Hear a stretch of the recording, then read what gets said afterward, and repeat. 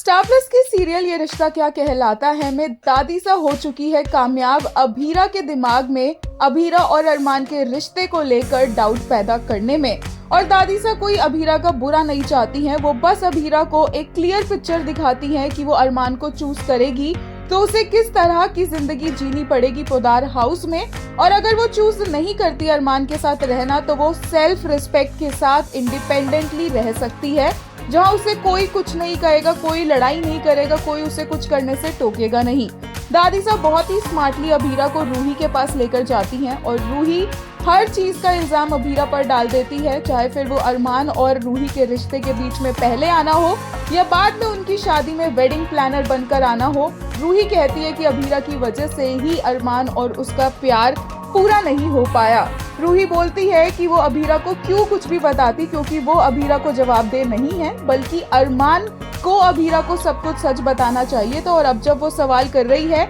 तो रूही से उसका सवाल करने का कोई हक नहीं बनता, उसे अरमान से जाकर सवाल करना चाहिए कि उसने सब कुछ सच अभीरा को क्यों नहीं बताया। अभीरा को सारे फ्लैशेस आते हैं कि कैसे रूही हमेशा उनके रूम में आ जाती थी, कैसे हमेशा अरमान के लिए अभीरा से लड़ती थी, और सब कुछ अभीरा समझ जाती है और उसे एकदम फूल की तरह महसूस होता है। अभीरा का दिल टूट जाता है और वो वहीं पर नीचे बैठ जाती है और दादीसा ही आकर उसे संभालती है, उसे वहां से उठाती है। जबकि रूही के घर वाले तो बोलते हैं कि इस लड़की को हमारी नजरों के सामने से हटा दो। बी नानू फिर भी बोलते हैं कि अरमान की गलती है, अभीरा और रूही की तो इसमें कोई गलती ही नहीं है। फिर भी अभीरा का दिल टूट चुका होता है और वो कुछ रिस्पॉन्ड नहीं करती और दादीसा उसे प्यार से वहां से उठाकर बाहर लेकर आती हैं।